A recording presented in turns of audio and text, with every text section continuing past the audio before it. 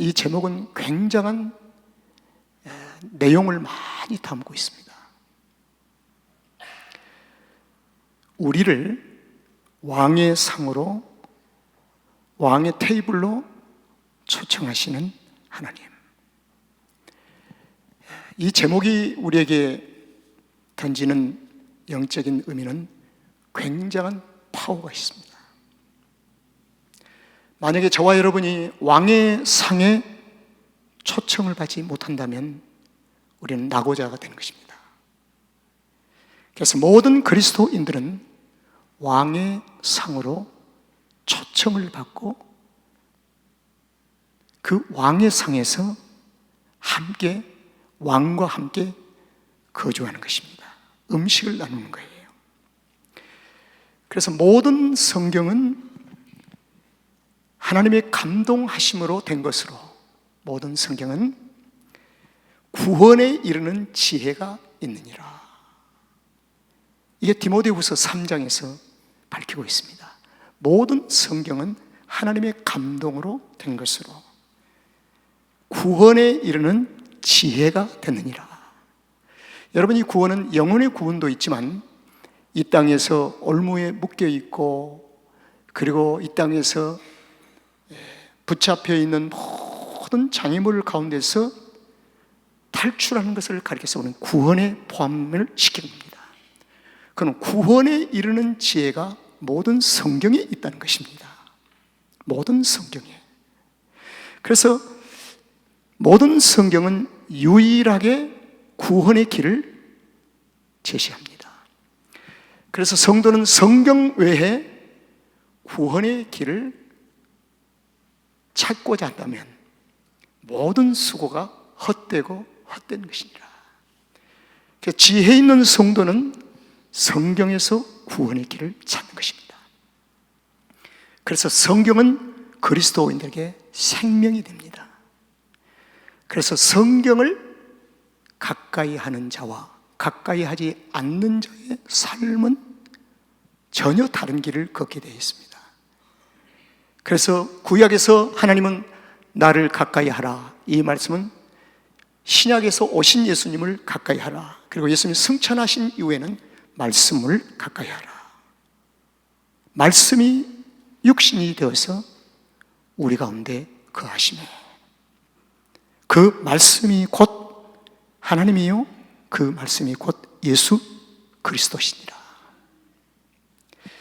그래서 성경은 우리를 예수 그리스도에게로 초청하는 초청장이라고 해도 전혀 틀린 말이 아닙니다. 성경은 모든 죄인들에게 구원을 가지고 우리를 초청합니다. 그래서 이 성경을 받아들이면 성경이 예수 그리스도시니까 구원받고, 구원받은 성도는 세상이 온통 깜깜하니까 빛으로 오신 예수 그리스도를 빛을 비춰주실 때 우리는 생명의 길을 걸을 수가 있다는 것입니다. 그래서 성경 중에 특별히 사무엘하 9장은 다윗 왕이 사울의 손자요 요나단의 아들인 무비보셋을 왕궁, 다윗의 왕궁인 다윗 왕의 상으로 초청하는 것을 담고 있습니다. 이게 사무엘하 9장이에요. 그럼 왜 사무엘하 9장에서 무비보셋을 주목해 하는가? 무비보셋이 누굽니까? 별로 이름이 없는 사람 같은데요. 성경에 보니까 절뚝발이인데요. 그리고 철저하게 실패한 가정의 후손인데요. 사울의 집은 철저하게 실패를 한 가정입니다. 이 실패는 부분적인 실패가 아니라 완전 실패입니다.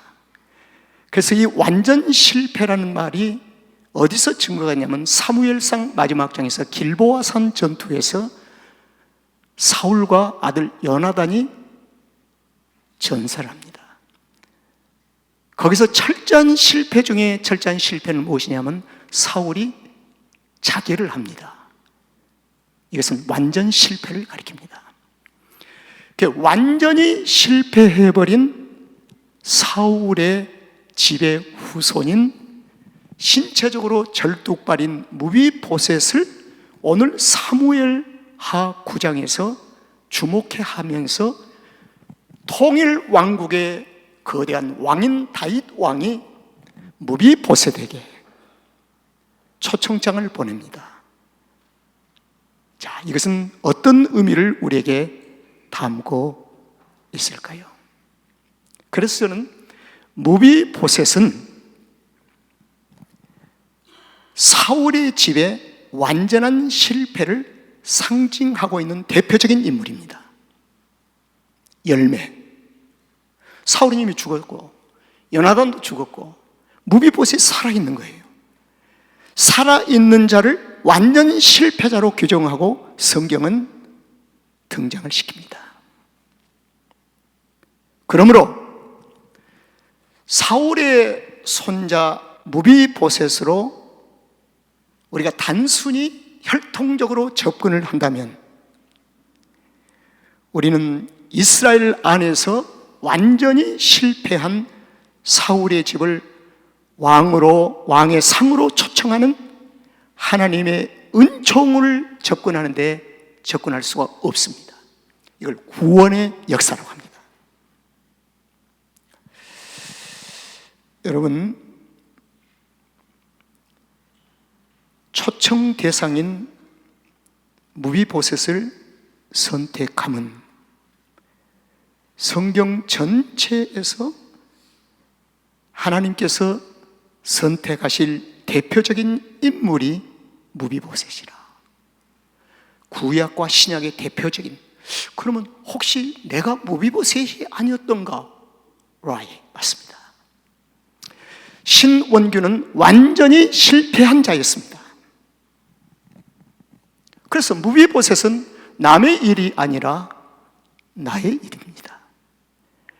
그래서 이 무비보셋을 우리가 접근할 때 이러한 영적인 상징적인 의미를 가지고 접근할 때 우리는 하나님의 의도, 성경에서 하나님의 뜻을 찾을 수가 있습니다.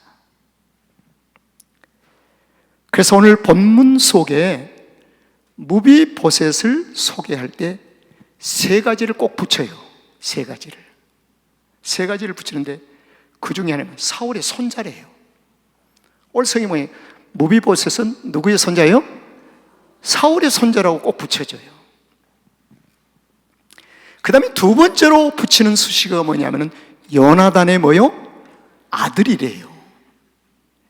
그 다음에 세 번째로 무비보셋을 볼 때 무비보셋은 두 다리를 쓸 수 없는 뭐요?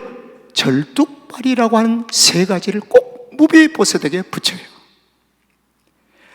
여러분 왜 붙였을까요? 무비보셋은 무비보셋인데 왜 사울의 손자요? 요나단의 아들이요? 그리고 두 다리 쓸 수 없는 절뚝발이라고 성경은 그에게 수식어를 붙이고 있을까요? 여기에 깊은 하나님의 의도가 있습니다. 하나님의 의도. 사울의 손자라는 이 말은 무비보셋의 단순한 인생의 실패가 아니라 사울의 집 전체가 실패라는 것을 가리킵니다. 이걸 가리켜서 우리는 완전 실패라고 합니다. 완전 타락, 완전 죄인, 완전히 타락한 것입니다. 저와 여러분은 에베소서에서 주님을 만나기 전에 완전 죄인, 완전 타락을 얘기합니다.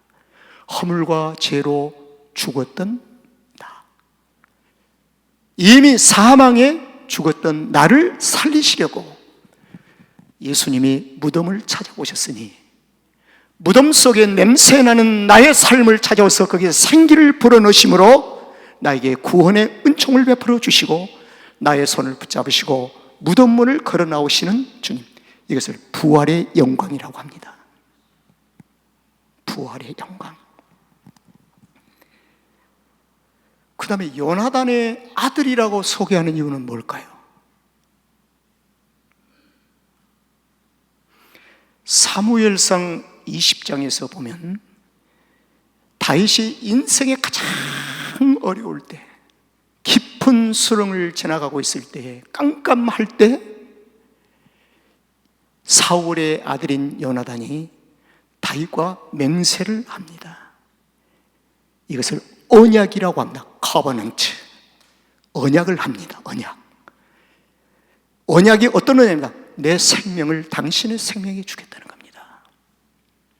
이 언약이 바로 십자가에서 저와 여러분이 주님과 맺은 언약입니다. 내가 십자가에서 신음하고 죽어가고 있을 때 주님이 십자가에 있는 나를 찾아오셔서 대신 십자가를 지시고 나를 살리심으로 나의 모든 죄를 다 지시고 거기서 언약을 체결합니다. 내가 너를 영원히 떠나지 아니하리라. 세상 끝날까지 내가 너와 함께함이라. 너는 천국의 낙원에 나와 함께 있으리라. 이걸 언약이라고 합니다.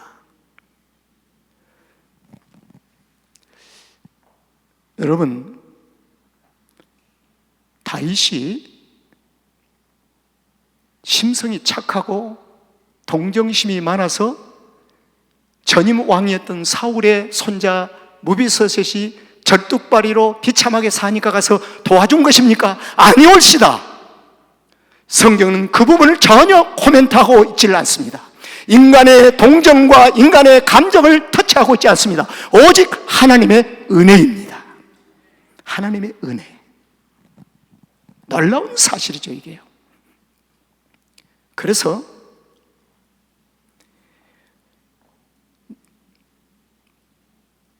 무비보셋에게 너는 사울의 손자요 요나단의 아들이요. 이 말은 너는 완전히 타락했어. 그러나 언약이 있어. 이 언약은 유효한 거야. 언약은 결코 깰 수가 없어. 내가 이 언약을 지키노라. 그래서 다윗은 단순한 혈통의 다윗이 아니라 장차 오실 누구예요? 메시아. 바로 예수님이 우리에게 말씀하신 것입니다. 이 언약은 절대로 깰 수가 없다. 이 언약이 지금도 유효하다.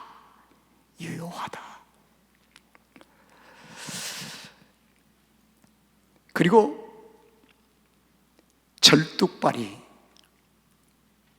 이것이 던지는 의미는 뭘까요? 스스로 존재할 수 없는 자. 그래서 9장 13절에 보니까 이 절뚝발이라고 한 9장 13절을 제가 한번 읽어드릴게요. 무비보셋이 항상은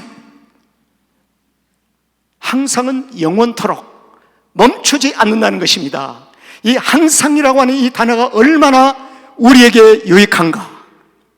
주님이 우리를 구원하시고 우리 곁에 계시되 순간적으로 떠났다 왔다 하신 분이 아니라 항상 내가 너와 함께 하리라.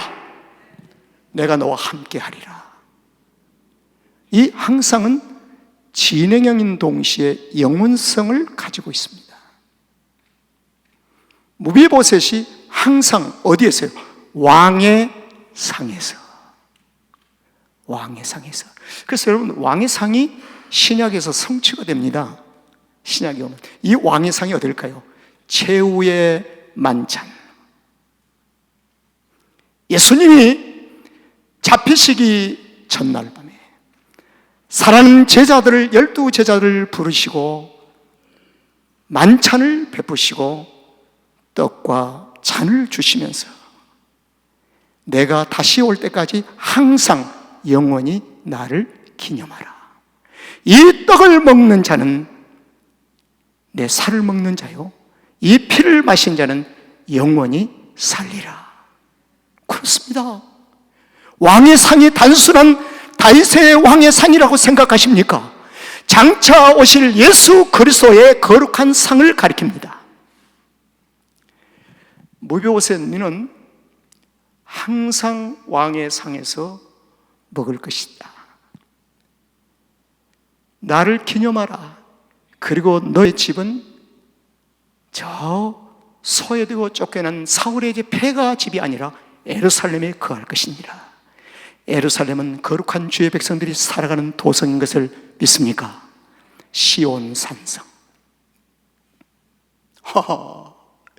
여기서 끝나지 아니하고 13절의 하반절에 그는 두 발이 다 절뚝이더라. 성경에는 왕의 상에 온 후로 절뚝발이가 치료받았다는 말이 없습니다. 이것은 진행형을 가리킵니다. 두 발이 다 절뚝발입니다. 이것은 무엇을 우리에게 가리키고 있는가요? 우리 마음 같아서는 두 발이 성성에서 걷기를 원하고 치료받기를 원하지만 그게 아니올시다. 그러면 이 말씀이 어디에 적용되는가? 신약에 가서 보니까 바울이 하나님 앞에 기도합니다. 주여, 나에겐 가시가 있습니다. 이 가시를 지워줄 수 없습니까? 그러나 이 가시가 머물러 있는 것이 하나님의 뜻이라. 그래서 가시를 안고 평생 살아가는 거예요. 절뚝발이를 안고 살아가면서 왕의 상에서 먹고 사는 것입니다. 여기에 조금 더 한 발짝 나가서 이 절뚝발이는 자신의 연약함과 부족함을 고백하는 것입니다. 여러분, 구원받고 지금도 우리는 주님 앞에 설 때마다 부족함과 연약함을 고백하는 우리의 영성이 있어야 할 줄로 믿습니다.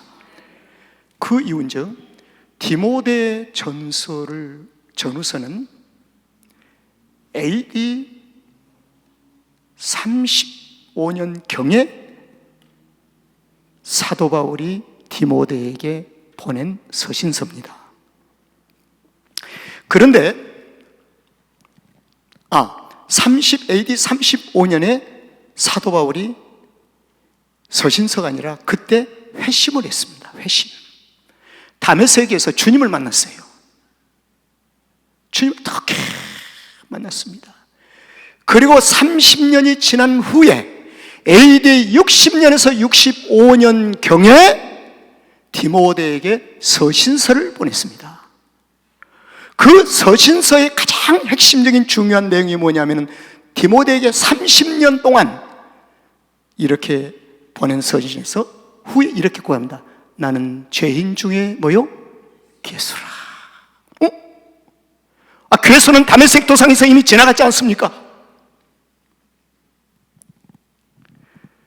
그런데 내가 죄인 중에 괴수라고 하는 그 동사형이 현재 동사형인 거예요. 서신서를 보낼 당시에 자신이 나는 죄인 중에 괴수라는 것입니다. 자, 이것이 우리에게 던지는 영적인 의미는 뭘까요? 바울은 하나님 앞에 부름받을 때까지 주님 앞에 그 거룩한 밤에 서보니 나는 죄인 중에 괴수입니다. 그래서 하나님의 은총으로 내가 살고 있습니다. 하나님의 은혜로 내가 살고 있습니다. 하나님의 은혜가 아니면 아무것도 할 수가 없습니다. 이게 아닐까요? 육체의 가시는 무비보셋이 예루살렘에 거하면서 왕의 상에서 항상 떡을 먹으면서 그는 두 발이 절뚝발이더라. 이것은 모든 그리스도인들이 하나님의 은혜 아래 있음을 고백하고 은혜가 아니면 살 수 없음을 고백하고 늘 부족함을 나약함을 고백하는 겸손한 자리에서 주님과의 교제와 만남을 갖기를 하나님이 원하십니다. 할렐루야. 그렇습니다. 자, 그러면요, 이 무비보셋은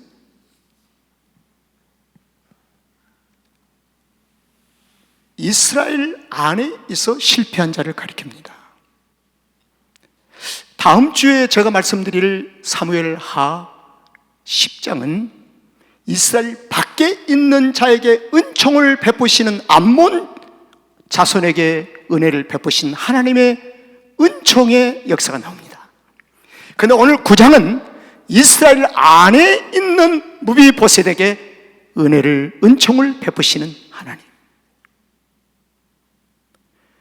그래서 하나님의 나라는 교회 안에 무비보셋이 있습니다.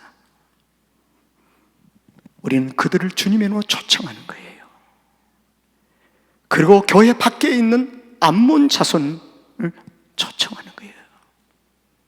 은총을 베푼다고 말입니다. 은총을. 거기서 진정한 하나님의 나라가 이루어지는 것입니다. 교회에서 그래서 이 초청장에 누가 돼서는 안 된다는 것입니다. 모든 여러분과 저는 그리스도의 편지입니다. 그래서 하나님 앞에 영광을 돌리기 위해서는 덕을 가려서는 안 된다는 것입니다.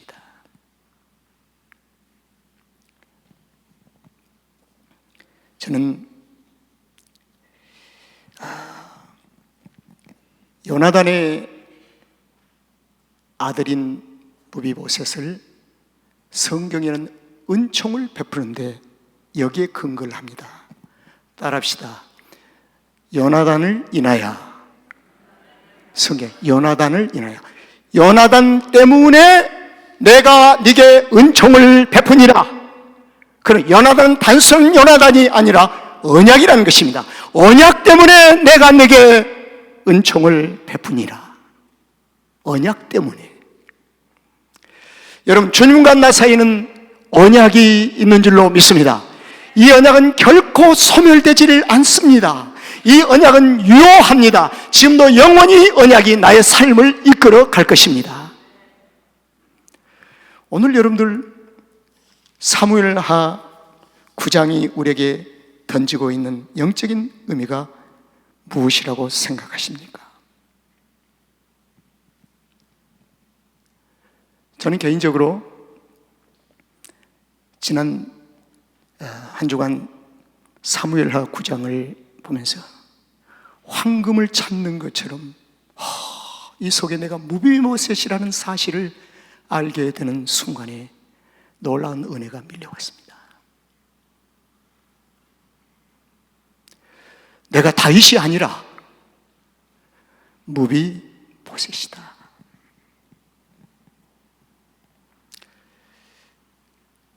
그리고 이렇게 약속으로 결론을 맺습니다. 다윗이 가로되 무서워 말라. 내가 반드시 네 아비 요나단을 인하여, 여기에다가요, 내가 반드시 언약을 인하여 적용한다면 이 적용은 100% 완료하는 것입니다. 언약이 없는 요나단의 의미가 없는 것입니다.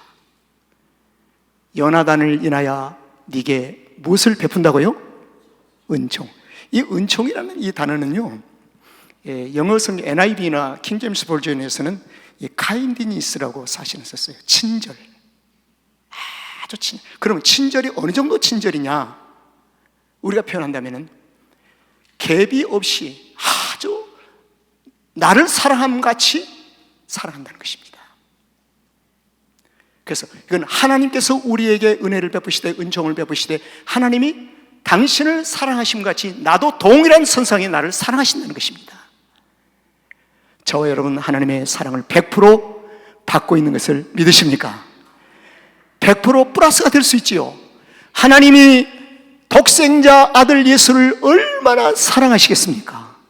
그런데 그 아들 예수를 죄인된 나를 위해서 내어주셨으니 100% 플러스가 되는 것이죠. 이렇게 하나님이 우리를 사랑하셨습니다. 그리고 이 은총은 영원한 은총입니다. 할렐루야. 하나님의 은혜 안에 영원히 들어가는 것입니다. 거기에 플러스 내가 네 조부 사울의 밭을 다 네게 도로 주겠고 또 너는 항상 내 상에서 먹을지니라. 이 말씀은 하나님의 거룩한 백성들은 구원받고 난 후에 삶의 분깃이 있습니다. 내가 대통령의 분깃이 있습니까? 모든 사람이 대통령 될 수 있습니까? 그래서 성경에는 분깃에는 높낮이가 없는 것입니다. 대통령이 높고 국무총리가 낮고 하는 것은 세상적인 기준이지 하나님의 나라는 분기세 평등성을 얘기하는 것입니다. 감당할 수 있는 우리에게 은혜를 주시되 분깃을 주셨으니 사울의 집은 완전히 제갈길로 가고 가룟유다처럼 제갈길로 가서 다 분깃을 뺏겨버리고 말았습니다. 그래서 하나님은 무비보셋을 다시 부르심으로 왕의 상에서 먹게 하심으로 분깃을 다시 회복시켜 주신다는 것입니다. 그리고 너는 항상 내 상에서 먹을지니라. 여러분, 오늘 저는 베드로전서 2장 9절을 함께 읽고 마치겠습니다. 이 말씀은 사무엘하 9장 전장을 함축해서 한 요절로 결론을 내리고 있습니다. 우리 다 같이 한번 읽어보실까요? 시작. 오직 너희는 택하신 족속이요 왕같은 제사장들이요 거룩한 나라요 그의 소유된 백성이니 이는 너희를 어두운 데서 불러내어 그의 귀한 빛에 들어가게 하신 자의 아름다운 덕을 선전하게 하려 하심이니라. 할렐루야. 이거 영원성, 항상 내 상에 있으라는 종합적인 말씀입니다. 기도하겠습니다.